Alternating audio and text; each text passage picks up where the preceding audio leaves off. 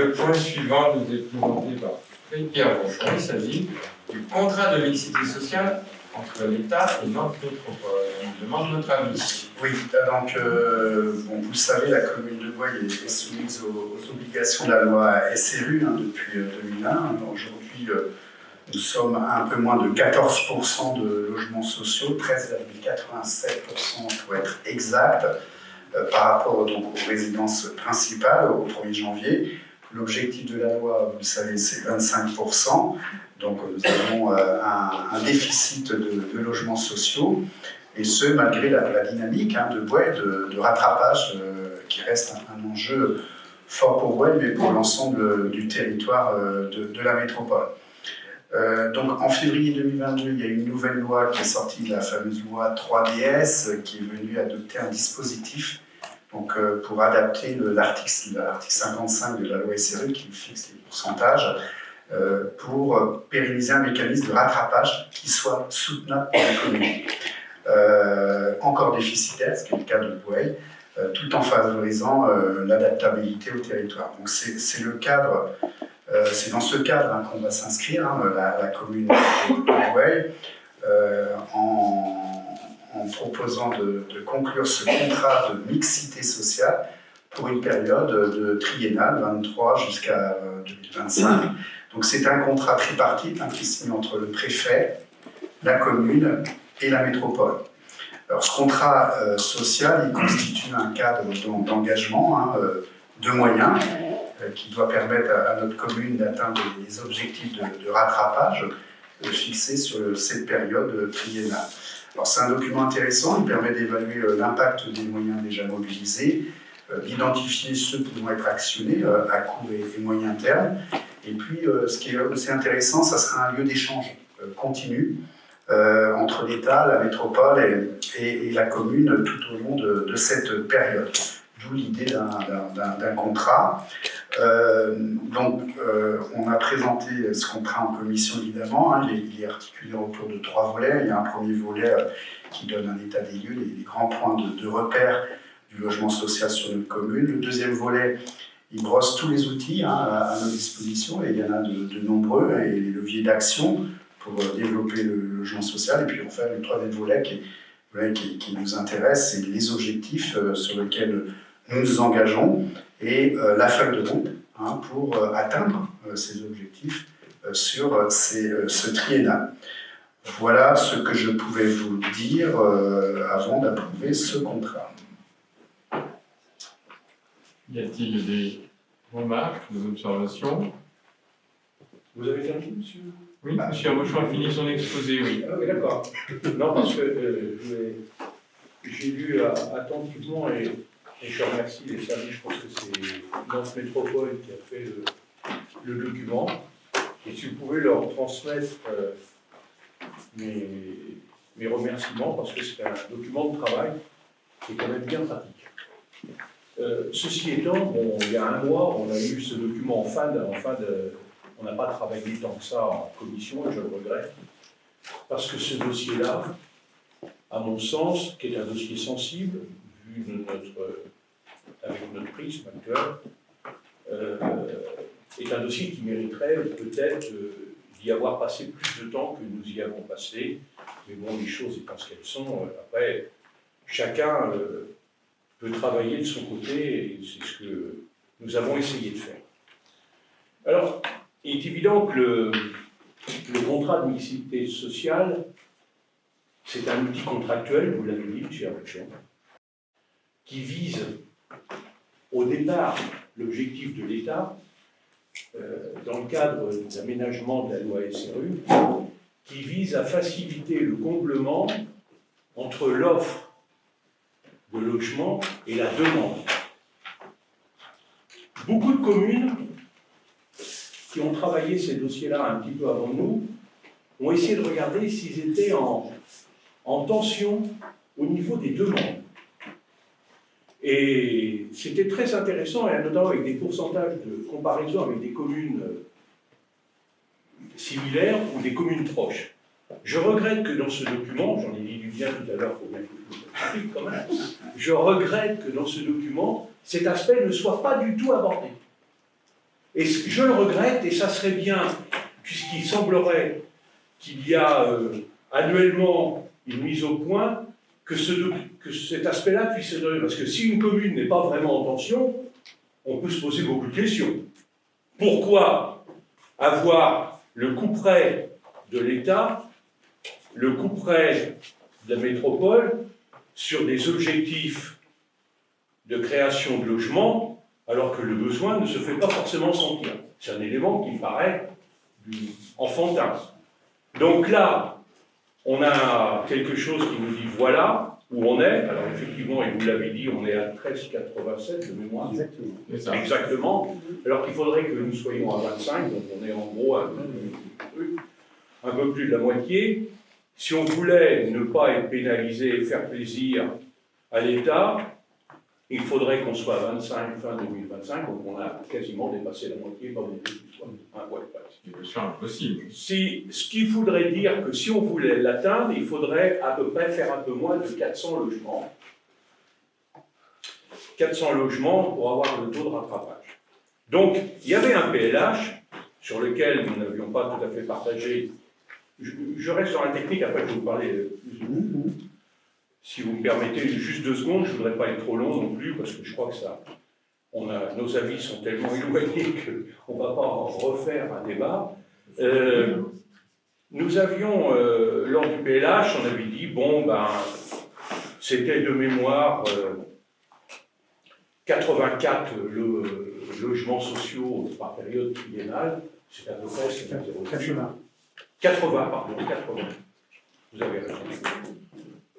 Vous en bon, je suis pratiquement comme vous, j'en rajoute 4. Et en fait, 80, et ça nous semblait déjà tellement important et tellement hors de réflexion qu'on se disait, mais pourquoi se mettre des objectifs aussi importants alors que nos équipements communaux ne sont pas à la hauteur? Je parle des routes, je parle des équipements sportifs dont nos clubs ont besoin, je parle des places de stationnement, et bon, on ne va pas refaire un débat que nous avons eu souvent l'occasion. Et donc là, déjà, on avait dit, mais ne mettons pas la charrue devant les bœufs, essayons d'abord de travailler l'environnement pour accueillir nos éventuels futurs océans dans les meilleures conditions. Eh bien non, on a donc fait le PLH. Résultat, on n'avance pas, on n'est pas dans les clous, donc déjà c'est un échec. Quand on n'est pas dans les clous, c'est un échec. C'est vrai qu'il y a eu le Covid, c'est vrai qu'il y a eu des éléments, l'inflation, le coût de la construction, etc. Je ne reviens pas. On est dans un échec par rapport à l'atteinte de l'objectif de production de logement. Oui. Et en même temps, d'accord. Okay. Oui. Donc ça, c'est pas grave. Ça nous va bien, à la limite. Peut-être en échec. Oui, parce que là, en fait, on dit, ben, l'État les dit, et Métropole appuie derrière, eh bien, c'est pas 80, ça va être 96. C'est le choix que si vous signez, puisque je pense que vous allez le faire, c'est 96 logements sociaux à réaliser sur la période triennale. Vous n'avez pas cité ce chiffre, je le cite. 96 logements sociaux, ben ça suppose quand même, évidemment, avoir un certain nombre de logements, puisque là, on est sur 25%, donc si vous calculez bien, 96, ça veut dire, après, j'ai regardé les objectifs, et je regarde, on a les OAP qu'on connaissait, on a les OAP, et on en voit 2 qui apparaissent, à condition que la modification du plume soit validée, ce qui n'est pas le cas à ce jour, place du marché et l'entrée ouest. Donc 2. Alors ça nous inquiète particulièrement parce que nous avons été élus sur notre programme et votre programme a gagné, où ça on était en opposition pendant cette campagne électorale. Nous n'avons pas changé d'un truc. Nous pensons que nous, je le répète, nous mettons la charrue avant les bœufs. Là, il y a une dégradation des conditions de vie sur la ville de Douai, et nous sommes opposés à cette course en avant qui ne s'arrête jamais de construire, de bétonner. Alors j'espère que bientôt, il y aura certainement un souci de l'environnement qui sera pris en compte, pas forcément que par Boye, mais aussi par l'État et aussi par notre métropole, parce que là où on va, et je parle même pas, je répète, notre inquiétude sur la station d'épuration, vous nous avez affirmé à plusieurs reprises qu'il n'y avait aucun problème, tout était bien, tout était calé, il n'y avait pas de problème. Je vous fais part de nouveau de notre crainte sur ces stations d'épuration, ce serait une catastrophe et on ne pourrait pas dire à ce moment-là, on ne savait pas. Ça, c'est le point, donc, une urbanisation à tout va avec du béton, changer le cadre de vie des Bosséens, c'est votre choix, il est respectable, hein, il n'y a pas d'état d'âme là-dessus, mais notre choix est différent. Donc, nous souhaitons que l'immobilier soit freiné à Boye. Et ce qui me tracasse également, c'est que dans le comité de suivi, je m'aperçois que l'État est très bien représenté. Nantes Métropole est surdimensionnée et que nous avons quelques représentants au niveau de la commune, c'est-à-dire que là, on est dans un urbanisme aujourd'hui qui nous échappe totalement si le contrat est signé. C'est-à-dire que c'est Nantes Métropole qui pilote avec l'aide de l'État. Et là, quand ils diront à Boye, il va falloir faire ceci, il va falloir accueillir tant de personnes, eh bien, on dira, à juste titre, bah, c'est pas nous, c'est Nantes Métropole. Eh bien, si on signe, on l'aura souhaité. Donc, nous ne pouvons pas accepter cette course en avant du béton. Quand je vois ce qui est fait au nord des échoppes, ça nous inquiète si on a des choses un peu partout comme ça. Donc ça, c'est pas notre vision de la commune de Boye. C'est là où nous différons. Mais je respecte tout à fait votre position. Vous préférez que la commune de Boye soit plus un profil locataire qu'un profil propriétaire. Je respecte ce choix. Les quelques propriétaires qui resteront paieront la taxe foncière que vous ne manquez pas d'augmenter chaque année. J'entends votre position, évitez de parler à notre place. On est grand, on va pouvoir exprimer une position. Ne nous faites pas porter des propos que nous ne portons pas. Alors, monsieur Hervochou, qui a amené quelques éléments de réponse quand même. Vous avez terminé, monsieur? Ok. Il faut quand même trier dans tout ce que vous avez dit, parce que on est sur un contrat de mixité sociale. Je suis d'accord avec vous sur un point, sur la tension. Il aurait été bien qu'on ait cet élément d'information. Je vous rassure, je ne sais pas si il faut s'en réjouir, la tension elle est réelle. C'est-à-dire qu'aujourd'hui, la liste d'attente pour pouvoir accéder à des logements, et c'est pas que Boye, vous le savez, c'est général, est très fort. Donc il y a vraiment une tension plus que forte aujourd'hui pour pouvoir accéder à des logements, et à des logements pour tous, abordables. Plus de 2 ans. Plus de 2 ans. Donc, mais il aurait été bien d'objectiver ce chiffre, mais je pense que le contester m'apparaît quand même un petit peu exagéré. On sait tous aujourd'hui que la tension est réelle, la liste d'attente est très forte, 2 années, mais effectivement, on aurait pu mettre ce chiffre dans ce document. Bon, ensuite, vous avez dit pas mal de choses sur, effectivement, le fait qu'il faudrait qu'on réduise la production de l'immobilier, hein, puisque c'est ça l'idée que vous développez. Bah oui, mais moi, pourquoi pas, c'est un autre choix que vous faites. Nous, le choix que nous faisons, c'est de produire de manière raisonnable, hein, de 80 logements par an, dont un certain nombre en logements sociaux. C'est pas hasard cet objectif triennal qu'on a porté. Ça nous permet effectivement d'avoir une croissance qui nous permet de pouvoir avoir un dynamisme et une attractivité qui est reconnue à Boye. Et on a déjà eu ce débat, parce que j'aimerais bien que vous me disiez, on freine combien? C'est-à-dire qu'on arrête de produire des collectifs. Quand on freine, on s'arrête. Hein. Donc, ça veut dire que si on arrête de produire des collectifs, il faut aller jusqu'au bout des raisonnements. Ça veut dire que sur les 80 que nous produisons, hein, à peu près, chaque année, c'est 60 logements de collectifs, le 20 étant de l'individuel. Ça veut dire qu'on tomberait à une production de 20 logements par an. Avec 20 logements par an, vous faites chuter la démographie de Boye.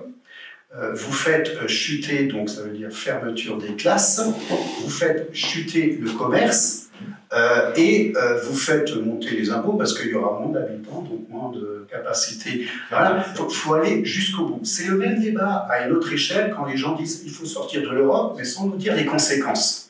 Il faut aller jusqu'au bout. Puis-je me permettre de vous interrompre? Non, c'est je vais aller jusqu'au bout, monsieur Bernier. Monsieur Bernier, je ne vous ai pas interrompu. Caricatural, c'est insupportable. C'est insupportable. Chacun sa méthode, mais j'essaye de vous dire ce que ça donne comme conséquence de ne pas produire de collectif, puisque vous me dites qu'il ne faut pas bétonner. Donc, moi, j'essaye d'aller dans la cohérence du raisonnement. Ensuite, vous avez l'air de découvrir les OAP. Les OAP ont été déjà votés, et que la modif 2 ou pas soit votée, les OAP s'appliquent. Il n'y a pas besoin de la modif 2 pour que les OAP... Ce n'est pas vrai. Place du marché, elle n'existait pas. Ce n'est pas vrai. Alors, non, c'est insupportable. Monsieur Épervier, si vous m'interrompez, je ne peux pas... Ne dites pas n'importe quoi non plus. Monsieur Épervier, si vous m'interrompez, je ne vous ai pas interrompu, vous avez dit n'importe quoi, mais je ne vous ai pas interrompu. Oui, mais là, c'est même pas n'importe quoi, c'est des contre. Monsieur Épervier, si vous ne m'écoutez pas et que je ne les développe pas, les OAP qui ont été approuvés n'ont pas besoin de modif 2. Effectivement, il y a eu des modifications qui ont été apportées à certaines OAP, il y a eu des créations, et là, effectivement, sur les créations, il faudra que cette modif 2 s'approuve, mais sur la majeure partie des OAP, effectivement, il n'y a pas besoin de les réadopter puisqu'elles ont été créées. Alors, celle du marché, effectivement, c'est une nouvelle OAP qui devrait être étendue, en tout cas entérinée par la modif 2, mais voilà, on ne part pas de zéro. Ensuite, vous nous dites, on vous a alerté, crainte au niveau de la station d'épuration. Oui, elle est partagée. Nous l'avons écrit nous-mêmes aussi le 21 juin. Nous avons écrit à Nantes Métropole, j'ai écrit, c'est plus qu'une crainte, puisque le 21 juin, par courrier, nous avons indiqué nos inquiétudes, nous aussi, au niveau de la ville de Puey, où on indique qu'aujourd'hui, la capacité de la station nous interroge, et nous avons demandé effectivement à Nantes Métropole d'étudier effectivement la nécessité éventuelle de réhabiliter cette station. Donc là-dessus, pas de souci, les craintes sont partagées, et nous les avons écrits et fait part au niveau de la métropole. Donc là-dessus, moi je pense qu'on peut se retrouver. Alors après, bétonner, pas d'accord, mais on peut bétonner en faisant pas forcément du collectif vertical. L'enjeu, c'est surtout de lutter contre l'étalement urbain. L'enjeu principal pour préserver l'environnement, l'écologie, la biodiversité, c'est d'éviter effectivement d'aller toujours chercher des extensions en dehors effectivement du bourg et puis de s'étaler. Donc c'est cette orientation. Alors ça ne se fait pas du jour au lendemain, il a fallu plusieurs PLU pour changer de virage, et c'est ce virage-là que nous faisons. Et aujourd'hui, effectivement, si on veut accueillir toujours un peu de population, il faut accepter de verticaliser nos centralités, c'est-à-dire le centre-bourg, et de stopper effectivement les enveloppes urbaines en extension, comme ça se faisait, mais ce n'était pas propre à Puey, c'était l'urbanisme qui s'opérait. Donc c'est ce choix effectivement du modèle urbain. Et puis je peux vous dire, il n'y a pas de droite et de gauche dans ce domaine-là. Toutes les communes, de droite et gauche, sont sur ce modèle urbain, parce qu'on est tous à vouloir préserver pour Puey les vignes, les forêts, les champs, les chemins, le parc de la Médelière, tout ça, ça fait effectivement un cadre de vie. Donc voilà, moi ce que je veux vous dire, c'est que il faut qu'on produise du logement aussi pour tous. Tout le monde ne peut pas être propriétaire de maison pavillonnaire. Il en faut pour tout le monde. Il faut à un moment donné tenir compte du parcours d'habitat. Les gens, ils ont besoin d'être locataires, et puis à un moment donné, ils peuvent être propriétaires, et puis à un moment donné, la maison est trop grande parce que on se retrouve tout seul, et il faut revenir dans les centralités et avoir un appartement. C'est aussi ça, la production de logements pour tous, du logement social, du logement abordable, et puis du logement privé pour effectivement les propriétaires. Et je crois que ça, si vous ne faites pas effectivement une politique de renouvellement urbain, 80 logements par an, dont une partie en social, vous n'y arrivez pas. Alors, je reviens sur le contrat de mixité sociale pour recadrer un petit peu le débat. Notre objectif du contrat, c'est, si nous signons le contrat, eh bien, on est sur un objectif triennal de 96 logements. Si nous ne signons pas ce contrat, l'État nous imposera 126 logements triennal. Et moi, je dis, attention, 126, c'est trop, et c'est même pas possible. Donc, moi, j'invite les membres du conseil municipal à signer ce contrat sur un objectif qui m'apparaît plus raisonnable, plus réaliste, et qui est conforme à l'objectif de pouvoir produire de manière maîtrisée. Sinon, eh bien, la loi nous dit, pas de contrat, eh bien, vous devez produire 33% au lieu d'un rythme à 25%. Donc ça, pour moi, je pense que c'est l'élément central qui justifie la signature de ce contrat. Puis-je répondre? Oui, j'allais faire une intervention également, si vous voulez répondre. Merci beaucoup. Je préfère, monsieur le maire, que vous clôturiez le débat. Ça me paraît quand même plus respectable vis-à-vis de votre poste. Je veux bien parler après vous. Je suis toujours gêné de parler après vous. Si vous voulez, allez-y. Je vous le dis comme je pense. Et comme ça, j'aurais j'ai de respect pour votre fonction et je préfère que vous fermiez le débat. Non, deux choses, monsieur Rochon. Il y a des choses qu'il faut dire, sur lesquelles je vous remercie. Vous étiez d'accord avec moi. Le dossier aurait pu être mieux fait, je suis OK. Sur la station d'épuration, je vous rappelle que c'est grâce à mes multiples interventions que ça fait des années, et là, je vous remercie de faire cette demande. Enfin, plus grave, quand vous dites que nous voulons, d'après ce que vous dites, vous avez l'impression que notre groupe et les électeurs qui ont voté pour nous, ils sont quand même nombreux, ont l'impression qu'on veut zéro immeuble. Ce n'est pas vrai. Vous dites, si on fait zéro, mais où est-ce qu'on a dit? Trouvez-moi un seul écrit. Combien d'immeubles vous voulez qu'on... J'arrive. Je dis simplement, vous ne répondez pas à la question fondamentale. Donc déjà, ne nous faites pas dire ce qu'on n'a pas dit. Premier point, on n'a jamais écrit. Deuxième point, vous ne répondez pas à la question fondamentale qui intéresse le Bosséen. Quels sont les moyens qui sont mis par voie au niveau des équipements pour accueillir les Bosséens nouveaux et les Bosséens actuels dans d'excellentes conditions? Puisque, en ce moment, on ne peut pas dire qu'on roule sur... Donc, c'est un vrai problème. Mais ça, vous n'en parlez pas. On regarde le document, ça ne fait même pas partie des moyens mis en place. Et je reviens, quand vous dites les OAP, c'est vrai, il y en a 5 qui existaient, mais il y en a quand même 2 qui n'existaient pas et qu'on retrouve là. Et d'abord, arrêtez de dire c'est 80, c'est 96. Alors, c'est-à-dire que vous êtes en train de nous dire 96 c'est mieux que si on en avait 128, je suis d'accord. Mais 96 c'est mieux que 80, ou c'est peut-être mieux que 60. Alors, Madame Aroungam voulait apporter une petite précision. Puis après... Oui, en tant que du coup adjointe aux solidarités, forcément j'ai un lien avec les logements sociaux et notamment on est dans la boucle des attributions. Et c'est juste pour permettre de modérer un petit peu votre propos, parce qu'on pourrait croire que 80 logements représentent 120 personnes ou je ne sais combien d'habitants supplémentaires. La réalité aujourd'hui du terrain sur notre commune... 120 personnes, j'ai dit que ça représentait 120. Non, je dis, on pourrait croire que ça représente au moins 80 personnes nouvelles chaque année sur notre territoire. Je veux apporter cette précision. Aujourd'hui, c'est faux de dire ça, puisque... Non, mais c'est pour vous montrer, 80 logements, c'est pas des nouveaux Bosséens.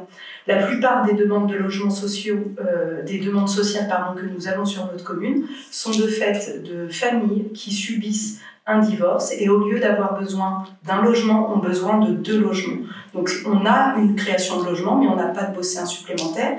La deuxième demande... Ça veut dire que la population de Bois n'augmente pas. Alors, ce que j'ai dit modérer votre propos. C'est pour vous montrer que c'est pas 80 logements, 80 Bosséens supplémentaires. Parce que la première raison,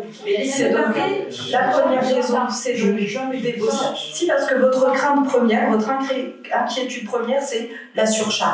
La surcharge des routes, la surcharge... Il n'a pas dit 80. Oui, mais on n'est pas... Automatiquement, il y aura des nouveaux Bosséens. C'est exactement... Écoutez ce que je viens de dire, j'ai dit modérer votre propos. C'est ce que je fais. Oui, mais En tout cas, c'est comme si à chaque fois, 80. Je vous explique ça. La deuxième raison. Ça servira à rien. Écoute, ce débat, quelque part, il sera à rien. Il a été fait en. Non, ce qu'on veut, c'est un urbanisme modéré et maîtrisé. Voilà, il est modéré et maîtrisé, puisque la deuxième demande principale que nous avons, c'est la demande des aînés qui souhaitent aussi rester bosséens et qui justement ont besoin d'accéder à des logements sociaux. Donc pour ces deux types de demandes, voilà aussi un des arguments pour lesquels nous maintenons cette création de logements sociaux. Il y a des communes sur la métropole qui ne veulent pas 25%. Alors, Ils ne les feront jamais. pardon. Il y a des communes sur la métropole qui ne font pas les 25%, qui ne les feront jamais. Nous ne les Qui ne ferons veulent pas pas les faire. aujourd'hui. Qui expliquent à leurs habitants pourquoi. Très bien. Alors, ça va me permettre, j'espère, de conclure. J'ai eu 6 mois d'absence, mais je m'aperçois que finalement, vous êtes restés un peu les mêmes. Il y a des stabilités comme ça qui restent.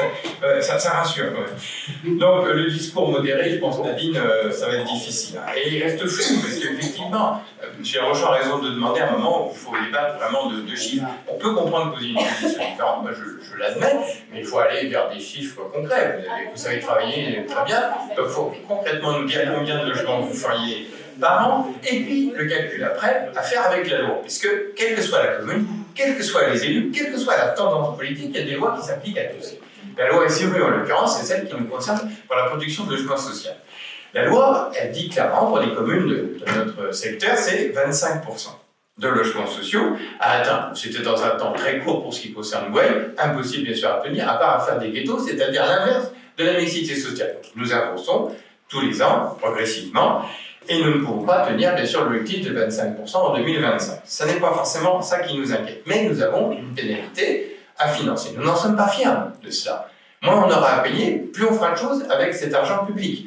Aujourd'hui, c'est 80 000 € par an dans le budget. Les 2 dernières années, on a passé des fois, on passe au conseil municipal des ventes de terrain qui appartiennent à la commune, qui permettent d'être défalqués des pénalités pendant 3 ans. Les 2 dernières années, nous n'avons pas pu le faire. Et donc, nous avons payé 2 fois 80 000 €.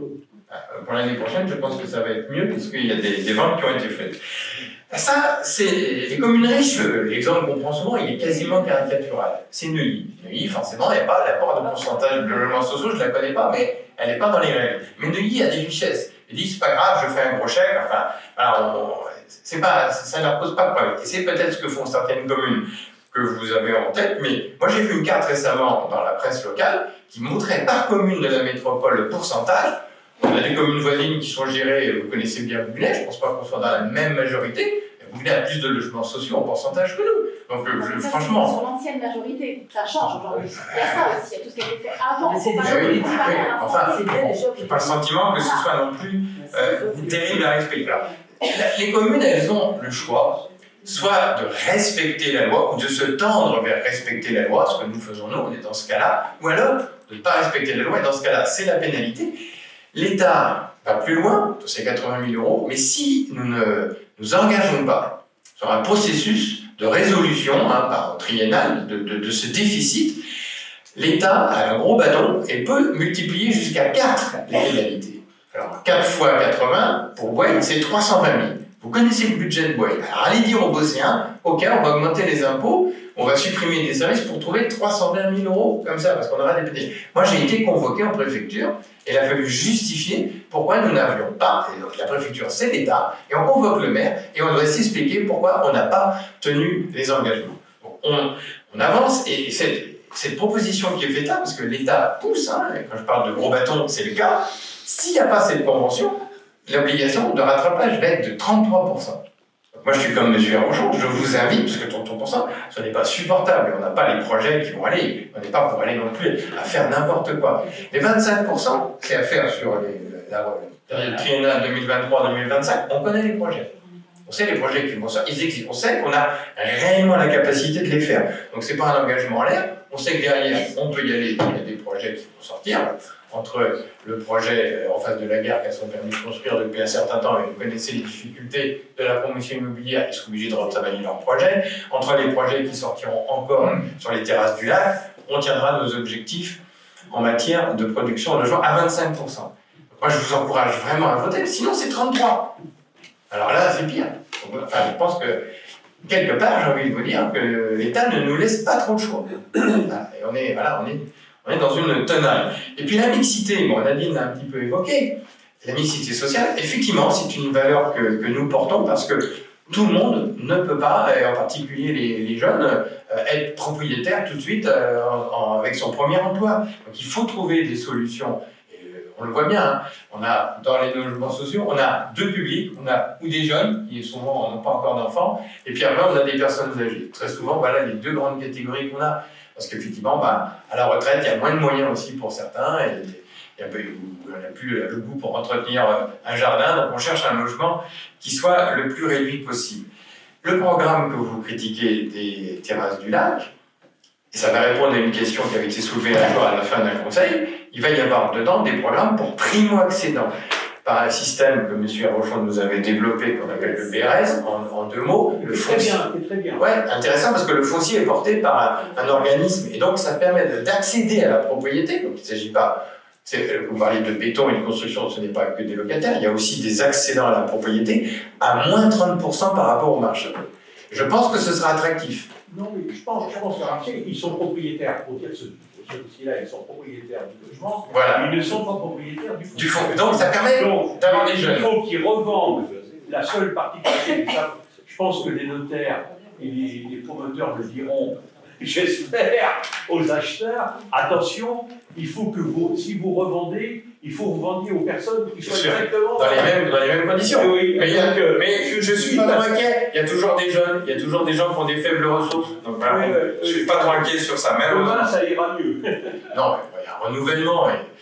Il ne faut pas s'inquiéter, je pense, outre mesure. Mais ce qui est intéressant, c'est qu'on va pouvoir proposer des choses à des jeunes qui ont du mal à rentrer dans l'accession aujourd'hui. Dernière chose sur la station d'épuration. Alors là, comme vous dites, vous nous avez alerté, certes, vous nous avez alerté, mais le premier mandat, c'est 2008-2014. Il y avait une réunion ici avec la représentante de Nantes Métropole, on avait déjà abordé la question. Ils nous avaient présenté l'état du réseau, on avait abordé la question entre 2008 et 2014, déjà de la station d'épuration. Ne soyez pas trop inquiets, ça ira peut-être pour rassurer vos inquiétudes. On a une commune très proche de nous, Brin, station d'épuration saturée, impossibilité, décision de l'État de développer un projet puisque la station ne peut pas absorber. Donc nous, on alerte effectivement dans notre métropole, donc c'est la compétence de réhabiliter et d'agrandir la capacité de la station. Mais si jamais notre métropole ne fait rien, vous serez rassurés. Le préfet n'autorisera pas les nouvelles constructions. Voilà. C'est comme ça que ça s'est passé à Brin. Hein. Donc ça se passera à Boye aussi. C'est énorme ce que vous dites. Ah mais je vous dis, la situation, vous pouvez interroger le maire de Brin. On y va, mais et pour les équipements de la commune, la voirie... La voirie... Là, ça ne dépend pas de notre métropole. Si, la voirie ici, vous savez, mais la voirie, elle a ses programmes d'entretien tous les ans sur des bases en plus qui sont bien cadrées, c'est-à-dire que plus elle est dégradée, plus elle est prioritaire. Bon, vous avez vu des travaux se faire, il y en a d'autres qui vont se faire là assez prochainement. Enfin, il y a un suivi, je pense. Toute la voirie ne peut pas être neuve en même temps, mais bon, à part des communes très très très riches, je ne suis pas trop inquiet sur ça. Effectivement, point d'alerte sur les équipements sportifs, scolaires. On a eu malheureusement, malgré que la population augmente, on a aussi moins de jeunes enfants. Donc on a eu 2 fermetures de classes quand même ces 2 dernières années. Donc avant d'être saturé, il faudra rouvrir les 2 classes, donc on n'est pas dans une inquiétude. Voilà. Et puis nos équipements sportifs, bon, ils sont bien remplis, ouais, on dirait qu'ils sont bien remplis, mais ils ne sont pas forcément saturés non plus. Donc, on peut toujours tout noircir et voilà, vouloir faire peur, mais... Il ne s'agit pas de faire peur, il s'agit simplement que nous soyons tous conscients des contraintes qui sont liées. On l'est. Quand on disait que non, on n'augmente pas de 80 personnes, mais on est quand même champion du monde, ou tout du moins dans une région proche du nombre d'habitants. On a une croissance c'est bien ou c'est pas bien, je n'ai pas d'état d'âme. On a une croissance, on est en Loire-Atlantique, une des communes où le taux de croissance de la population est le plus important. C'est bien, c'est pas bien, pas de jugement de valeur. Mais objectivement, on parlait de la station d'épuration, c'est comme tous les équipements, comme le stationnement, etc. On a délibéré il y a quelques minutes sur les transports en commun, on voit la difficulté. Le matin, il faut être à la forêt pour essayer de rentrer sur le périphérique. Si on a encore plus de monde, forcément et mécaniquement, d'ailleurs, si on a ce problème-là, si ce problème-là existe maintenant, c'est bien parce qu'il y a une croissance de population. C'est pas d'un seul coup, les gens ont dit je vais acheter une voiture pour aller travailler. Non, mais sur ces problèmes de mobilité, C'est ça qui est important. c'est un problème important quotidien pour tous ceux qui vont travailler à Nantes, c'est un vrai sujet de préoccupation. Mais bon, je veux bien que Boye prenne une part de responsabilité, mais quand même, précisément, il faut éviter que les gens partent ailleurs, Plus loin. alors que Boye a des transports collectifs alternatifs aux voitures, le TER, même s'il est saturé par moment.